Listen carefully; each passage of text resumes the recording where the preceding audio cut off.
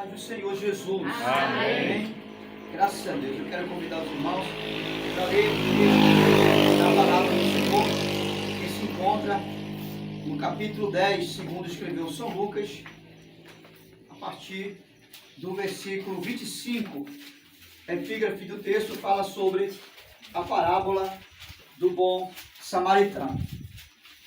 Nós estaremos trazendo uma breve palavra acerca dessa narrativa, dessa parábola, assim como Jesus se refere. Quero agradecer a Deus por estar aqui, irmãos. É sempre uma grande honra poder voltar a esta casa de oração e também a este lugar, para ver os irmãos, para compartilhar a bênção do Senhor, né? Para aprender com vocês, porque nós aprendemos uns com os outros, amém, irmãos? Amém. Não tem ninguém aqui sabidão que não possa aprender com mais alguém. Não há ninguém que sabe que não possa aprender mais um pouco, amém? Todos nós aprendemos um com o outro. Aleluia. E isso é maravilhoso. E eu confesso que quando chego aqui sempre aprendo mais um pouco com os santos irmãos. Quero agradecer a Deus pela vida do pastor Jorge, por confiar em ter me enviado a esta casa de oração, como assim dizemos, em respostas de orações, para substituí-lo por força maior. Mesmo não pôde chegar, mas nos dá a bênção de poder estar aqui nesta noite adorando a Deus, amém? Aleluia. Ele nos manda a paz do Senhor Jesus também. Nesse momento nós vamos ler a palavra de Deus. Eu vou ler de forma alternada, estarei lendo os versículos ímpares e os irmãos ler os versos pares. Combinado assim? Amém? Muito bem. Diz assim o texto sagrado. Lucas capítulo 10, verso 25.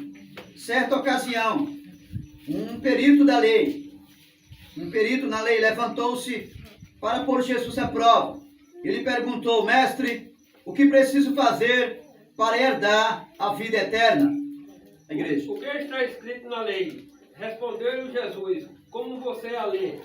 Ele respondeu: ame o Senhor, o seu Deus, e de todo o seu coração, de toda a sua alma, de todas as suas forças e de todo o seu entendimento. Ame o seu próximo como a si mesmo.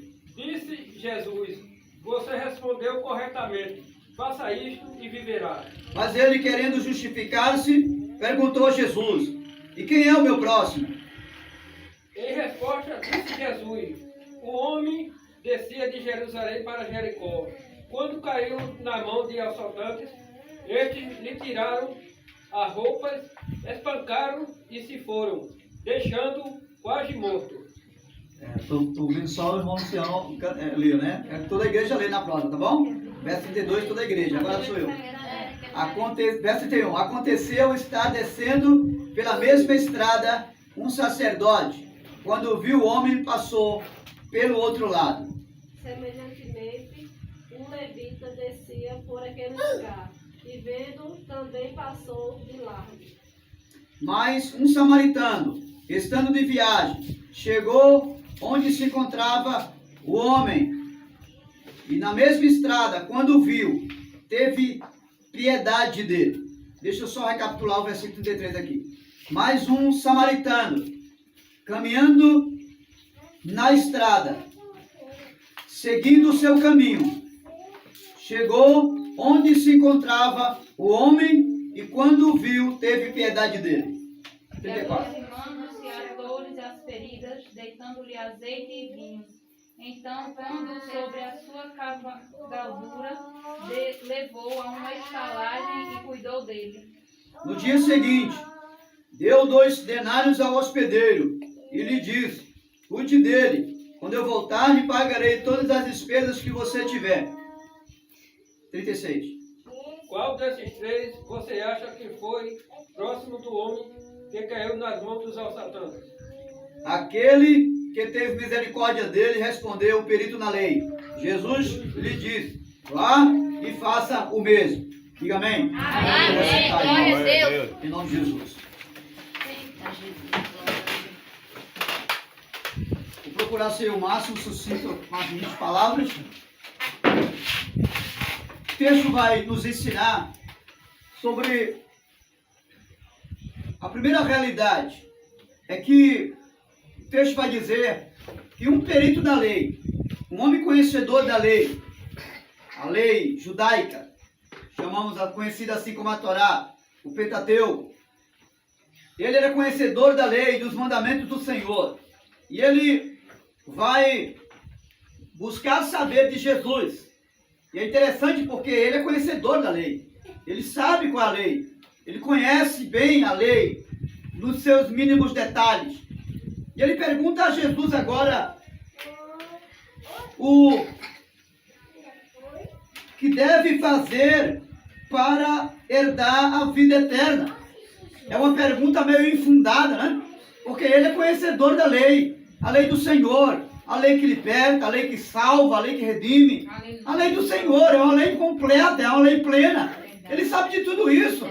Mas é intrigante porque ele vai a Jesus e o texto vai dizer que ele vai a Jesus e faz a pergunta exatamente para testar a Jesus, para saber qual a posição de Jesus em relação a isto.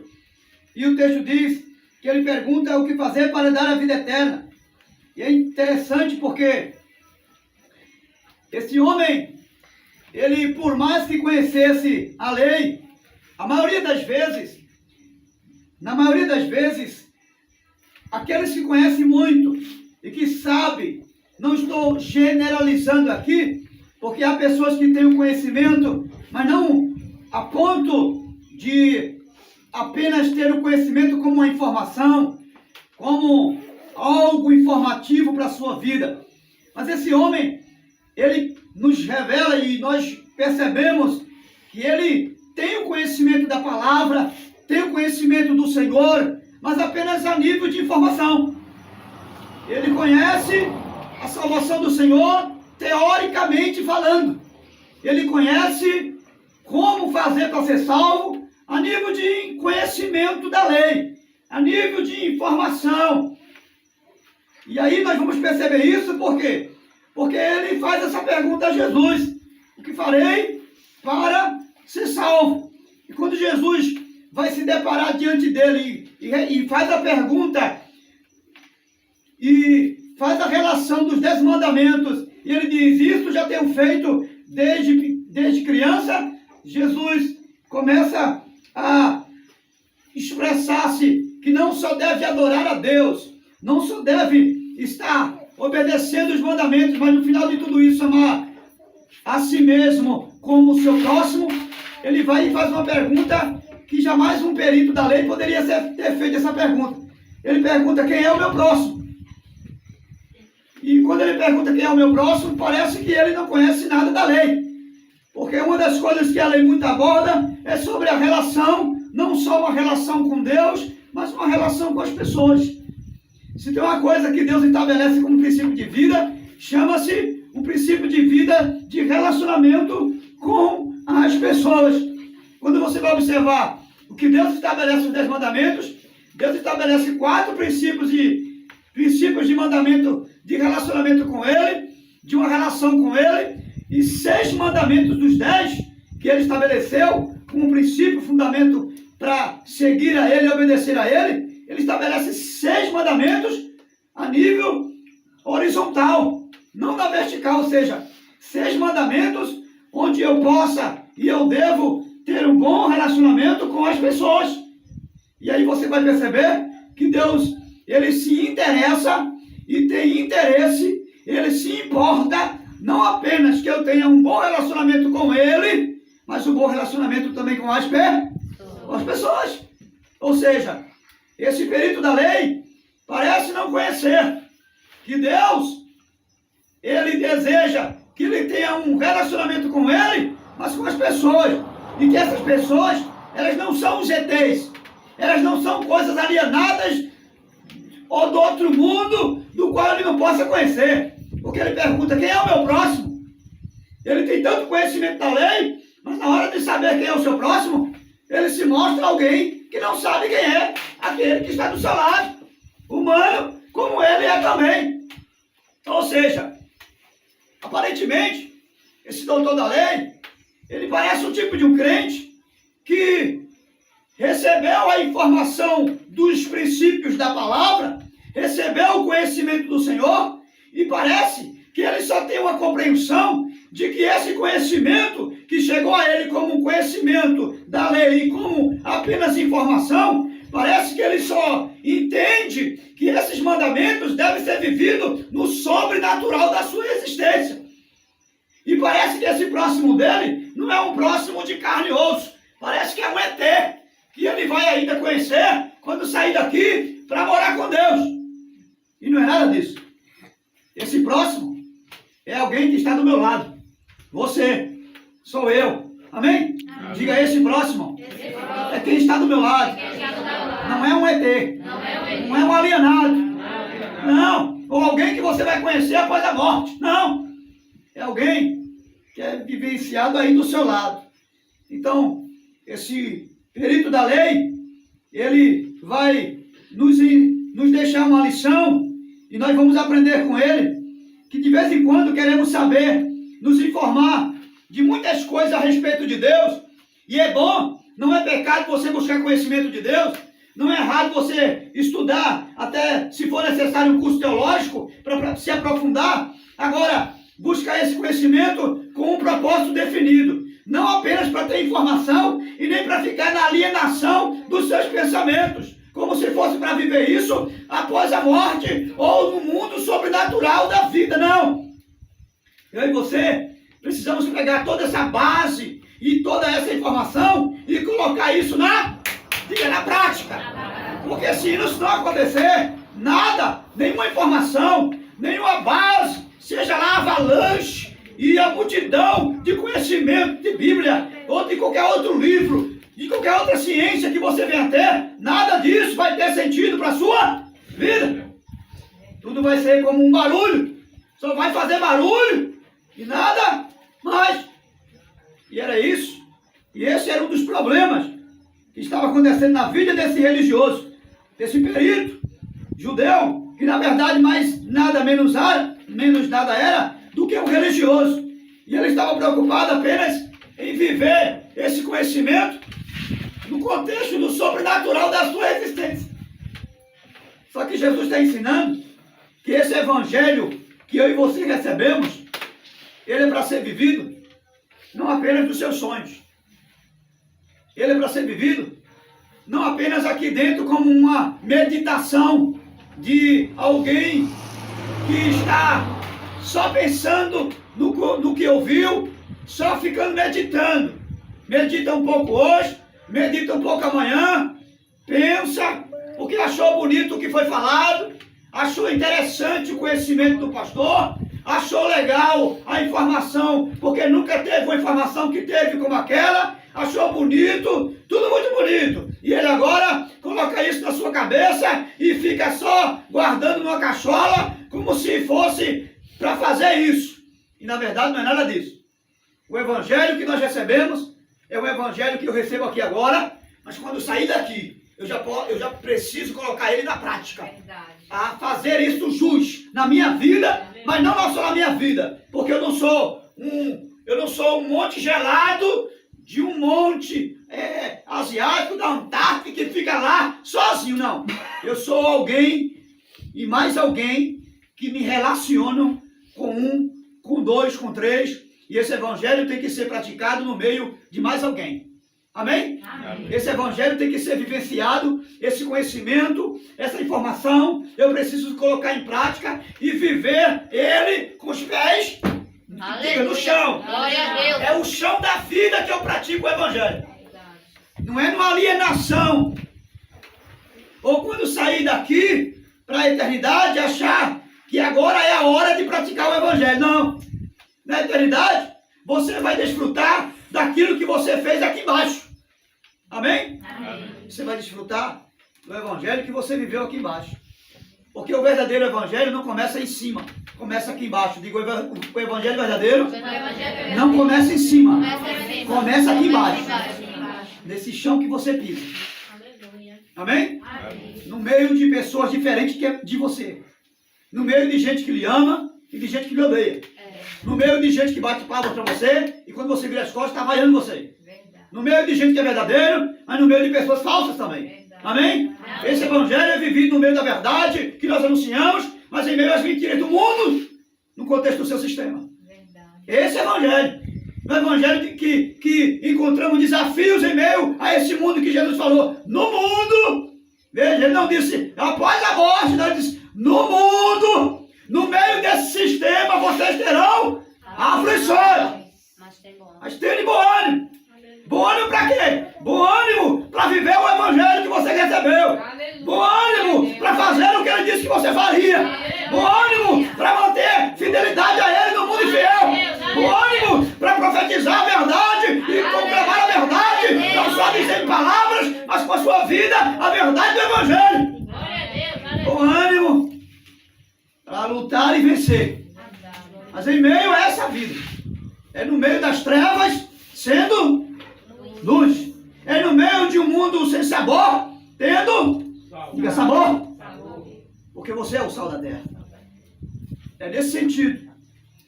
E esse perito da lei, ele tinha apenas informação.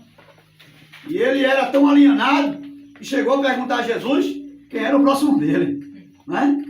E Jesus trouxe essa parábola a respeito de um sacerdote, um levita e um samaritano. E a mensagem do Evangelho, ela não me chama primeiro para viver o sobrenatural de Deus. A primeira mensagem do Evangelho que eu recebo de Jesus é para viver no conceito do horizontal.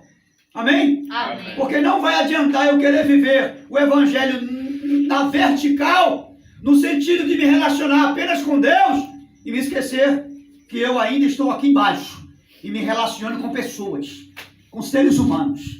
E foi para isso que Jesus veio, para salvar não só a mim, mas mais um que está do meu lado. Amém? Jesus veio para me ajudar a me relacionar bem, cada dia melhor. Me relacionar não foi com robô, foi com pessoas também não perfeitas, não foi com pessoas que não têm pecado. Jesus veio para me ajudar a me relacionar, mesmo sendo salvo, liberto pelo poder do seu sangue e tendo certeza que vou morar no céu.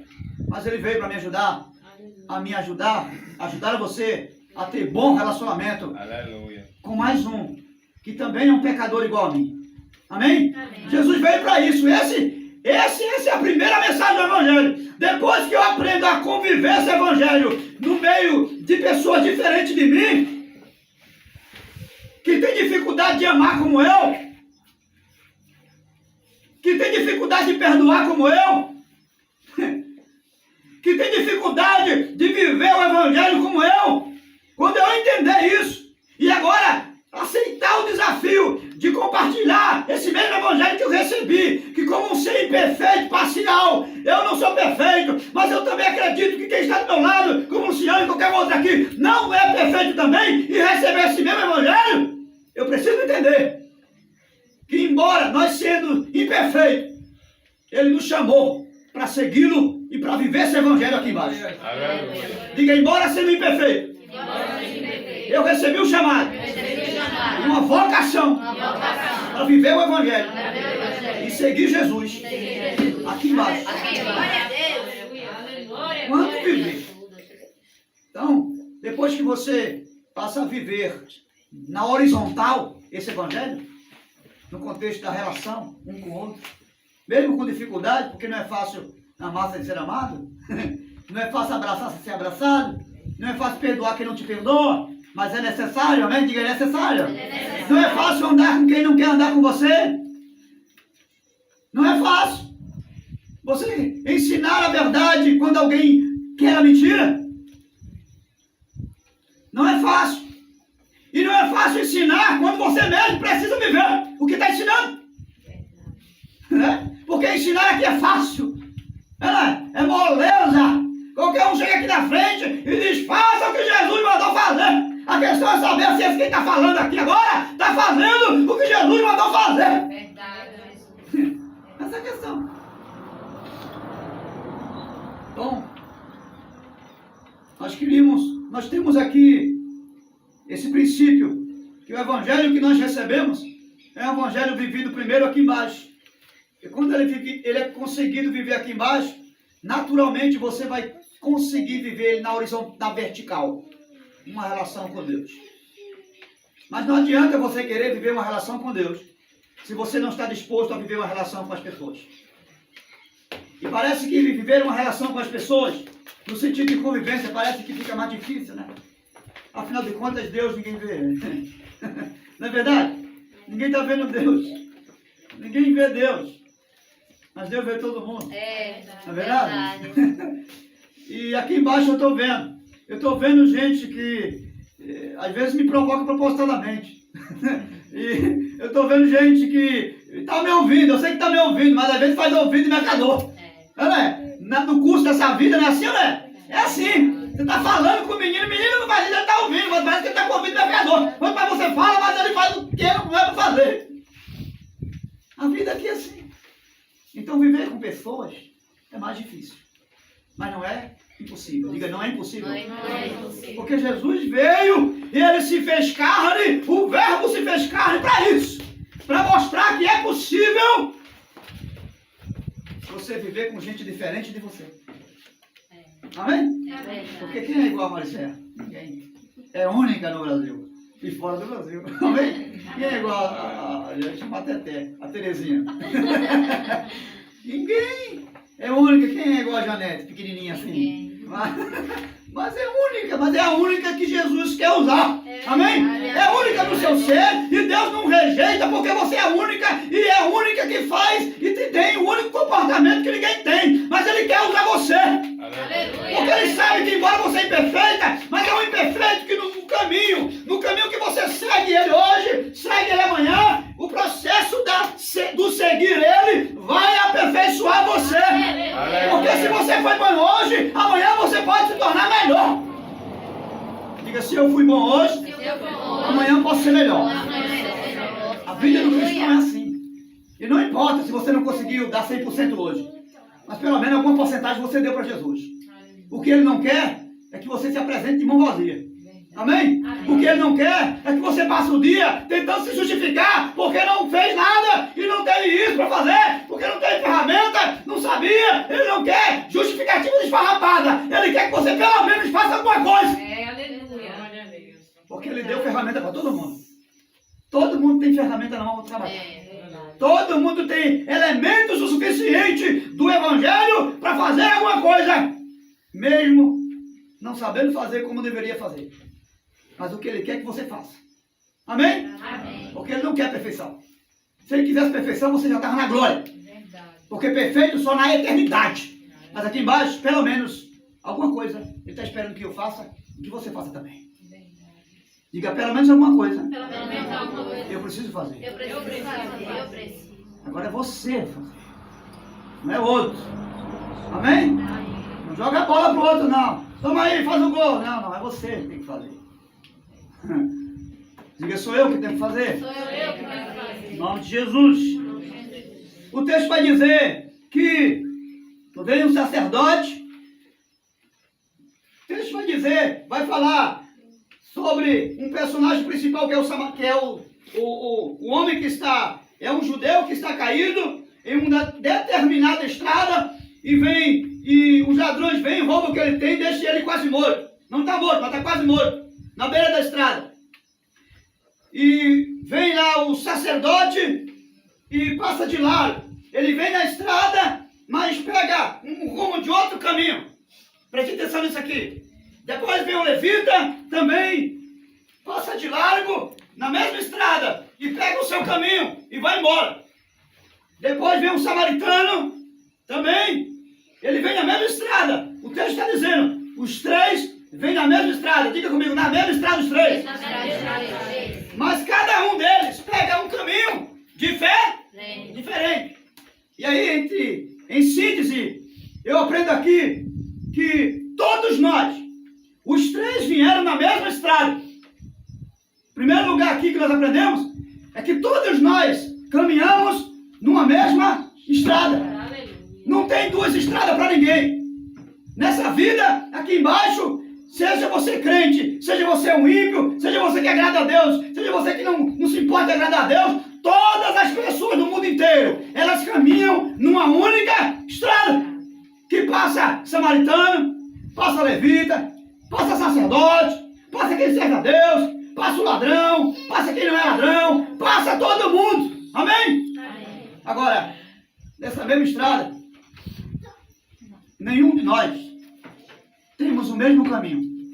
Cada um decide seguir o seu caminho.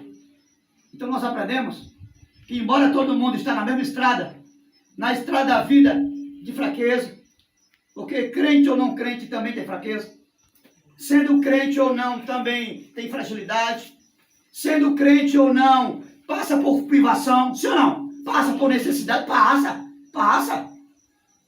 por momento difícil, sim ou não? Sim. Passa, sendo crente ou não, passa. O fato de ser crente não significa que não pode faltar vinho, sim ou não?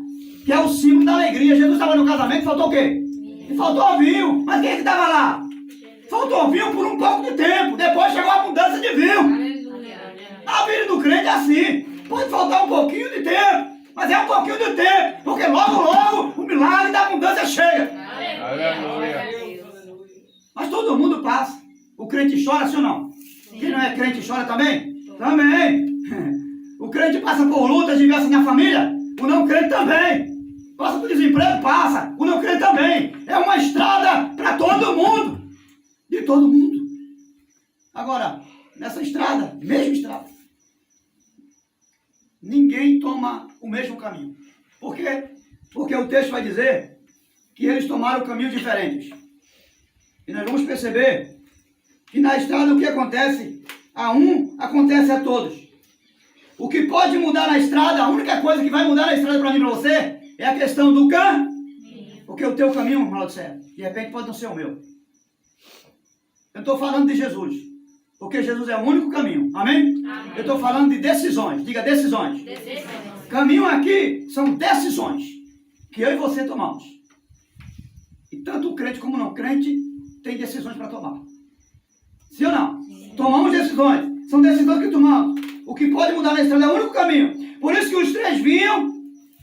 Lucas 10, verso 25, a partir daí vai dizer: os três vinham na mesma estrada, porém cada um tomou o seu caminho diferente. A mesma estrada, com três caminhos diferentes. E é interessante observar que o texto, não sei se a narrativa da sua Bíblia vai dizer, mas o texto que eu li aqui, ele fala que o samaritano foi o que fez uma boa ação. Ao invés de sacerdote levita, ele vinha na estrada, a mesma estrada que vinha o sacerdote, o levita, ele vinha, mas em contratempo o texto vai dizer que ele seguiu o seu caminho. Ele seguia o seu caminho. Ou seja, ele tomou uma atitude diferente do sacerdote e do levita. Primeiro o sacerdote, ele vinha no seu caminho, e quando ele olha para aquele homem que estava morto, que estava quase morto, ele deixou ele para lá, passou pelo seu caminho, e ele seguiu um caminho chamado sem compromisso. Ele tomou uma atitude chamada sem compromisso. Afinal de contas, meu compromisso é com o que eu tenho que fazer lá em Jerusalém. Eu não tenho nada a ver com esse que está aí. Então ele nos ensina, infelizmente, que há pessoas, cristãos, professos cristãos, que às vezes estão na estrada, mas na hora de tomar uma decisão em relação ao caminho, que é a atitude que ele toma uma atitude sem compromisso. Ou seja, às vezes nós não temos compromisso com algo no sentido de nos responsabilizar com alguma coisa que Deus colocou na nossa mão. Mas é fulano que está responsável, então quem resolve é ela. Eu não tenho nada a ver. Quem resolve é ele, eu não tenho nada a ver. O levita, ele ouviu e viu, mas ficou indiferente àquela situação daquele samaritano que estava ali. Diga comigo, ele viu e ouviu, mas se tornou indiferente. Ou seja, fez vista grossa e ouvido de mercador. Porque o homem estava lá, socorro, me acudo, alguém pode me ajudar, estou morrendo. Mas ele viu, ouviu, mas fez de conta que nada estava acontecendo. De vez em quando, queridos, a gente se torna na estrada da vida assim. A gente vê alguém precisando da nossa ajuda, a gente vê o grito do clamor de alguém. Às vezes não é gente de longe não, às vezes a gente bem próximo da gente, mas a gente faz de conta, afinal de contas, eu não tenho nada a ver com isso, o problema não é meu, o problema é dele, Não foi eu que mandei ele ir para a estrada andar sozinho por aí. Não foi eu que tomei essa atitude. Quem tomou a atitude foi ele, então ele que paga o pato, ela que sofra só, ele não tem nada a ver, afinal de contas já tem os meus problemas para resolver e eu não vou me meter no problema de ninguém. De vez em quando, a gente se comporta assim. A gente faz vista grossa para um grito que alguém está lá, gritando e pedindo ajuda. E às vezes, essas atitudes acabam de matar em vez de sarar, em vez de socorrer e dar uma nova chance de vida para aquele que está morrendo. Essas atitudes faz alguém morrer mais rápido. Porque se o samaritano não passa, aquele homem ia morrer. O sangue estava jorrando, estava ferido, sozinho no deserto, numa estrada abandonada, e sujeito a passar um outro e acabar de matar, pisando no pescoço dele. Mas a grande questão é qual vai ser o nosso caminho nessa estrada da vida que nós estamos passando por ela. Porque nós estamos numa estrada, todos nós. Mas qual vai ser o caminho que eu vou decidir tomar nessa estrada? E estrada que chamamos da vida. Uma estrada que é feita por mim e por você aqui, nesse mundo. A estrada que eu decidi percorrer. Nessa estrada existe um caminho que eu vou tomar uma atitude de dizer, agora eu vou pegar esse caminho aqui. Vai chegar essa hora. É aquela estrada que aquela jovem, ela vai trilhando e vai caminhando, e que vai chegar uma hora, ela vai ter, se desejar casar um dia e ter família, ela vai ter que olhar para um rapaz e dizer, esse vai ser o meu marido. É aquela jovem, aquele rapaz que está lutando para se profissionalizar, e quando se profissionaliza, ou antes de se profissionalizar, ele vai ter que tomar uma postura e decidir qual a profissão que deseja exercer para continuar na estrada da vida. E essa escolha chama-se caminho. Diga, essa escolha se chama caminho. Se você não tomar a decisão de um caminho certo, de um caminho inteligente, de um caminho promissor, que não comprometa nem você, nem a sua família, e nem o seu futuro, e tampouco a presença de Deus com você, dias difíceis virão. Por isso, que nós precisamos ter cuidado na hora de seguir o caminho na estrada. Porque tem muitos caminhos. Diga, tem muitos caminhos. E a questão é essa, qual o caminho eu vou seguir nessa estrada? Nessa estrada encontrarei todo tipo de indiferença. E eu e você vamos fazer uma escolha. Eu não sei qual é a escolha nessa estrada. De que caminho? Se é o caminho da insensibilidade. Alguém está dizendo, está doendo. E eu olhar para ele e dizer, não dói em mim, então tá bom. Está doendo em você, então em mim não está doendo. Então tá bom. Eu não sei se é esse caminho que você vai escolher. Existe o caminho da indiferença. Parece que não está acontecendo nada. A gente vê o sofrimento do outro, parece que não está acontecendo nada. Eu não sei se é esse caminho que você vai escolher, o que eu vou escolher. Mas são decisões, são escolhas.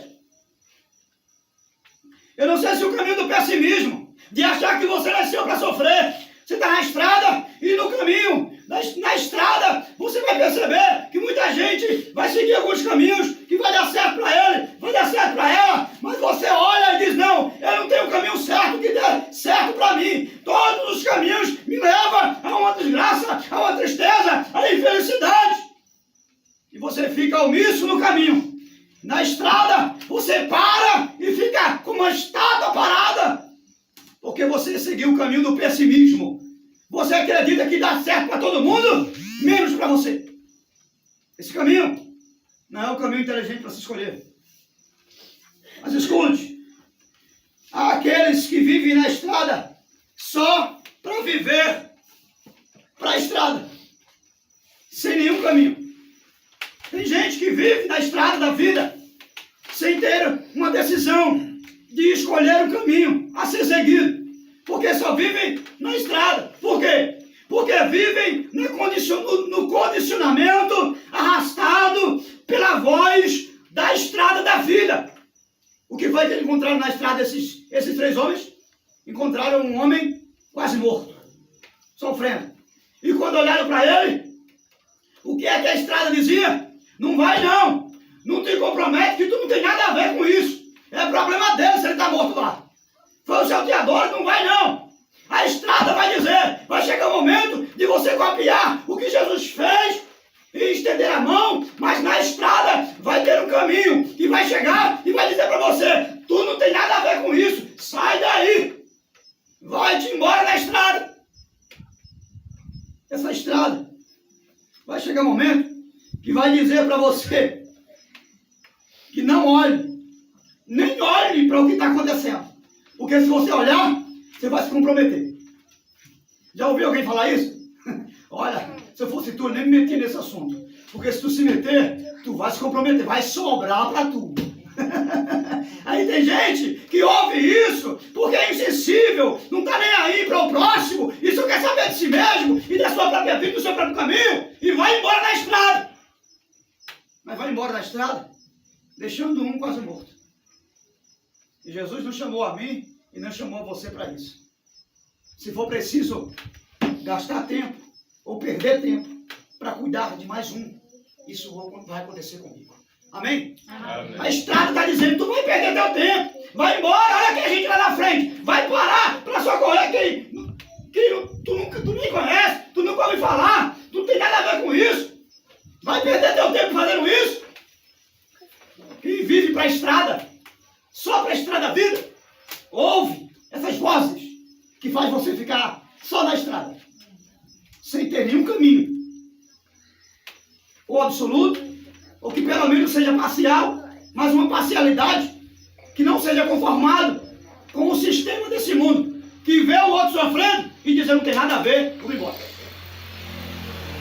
Alguém que embora pode ser até o próximo a estar ali, mas não se conforma em ver aquele caído, prefere gastar tempo, gastar até seu dinheiro, porque aquele samaritano gastou seu tempo, gastou dinheiro, gastou muitas outras coisas, porque o texto diz que ele disse, o que mais esse homem gastar ao hospedeiro, eu pagarei quando voltar.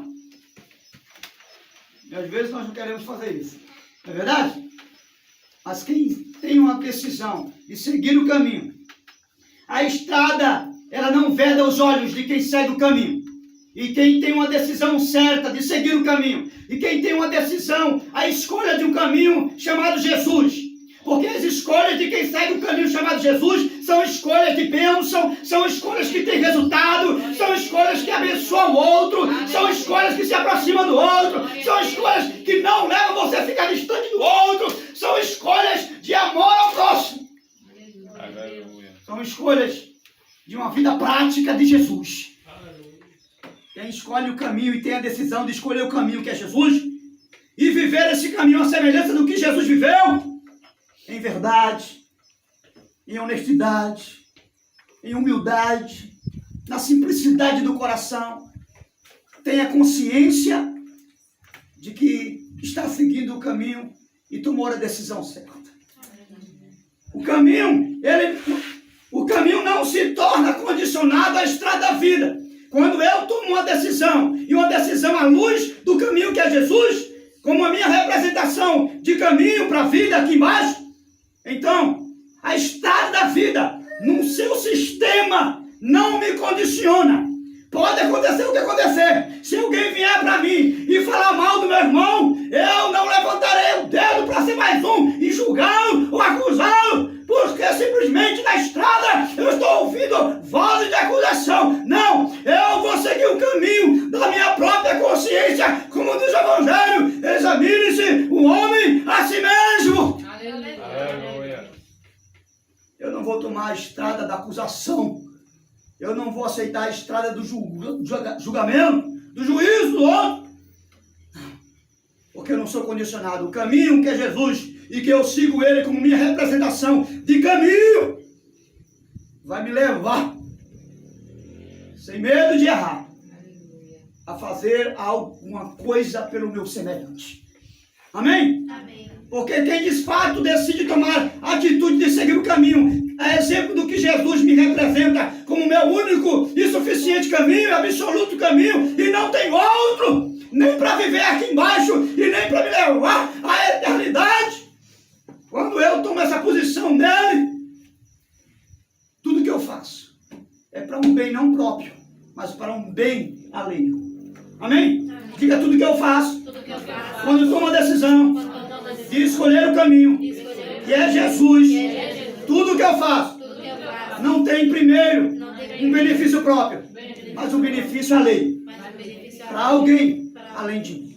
Aleluia. E finalizando, o caminho, ele vai determinar qual estrada você vai percorrer. Vamos dizer junto, diga o caminho. Vai determinar qual a estrada que eu vou percorrer. E nesse sentido, nada que a estrada você encontrar vai condicionar você no contexto da vida aqui embaixo. Porque você tem um caminho que já condiciona a estrada. Você pode encontrar um monte de gente dizendo, volta, volta, não é essa estrada. E você vai dizer, é essa mesma. Porque o caminho que eu estou percorrendo, ele já me determinou a estrada que eu estou caminhando. Aleluia. E ninguém vai poder condicionar você, dizer, volta, porque é mentira. Porque você conhece que esse caminho, ele não é só caminho, ele também chama-se verdade e vida. Aleluia. Esse caminho não é só caminho, é verdade e vida. Aleluia. De pé, em nome do Senhor. Glória a Deus.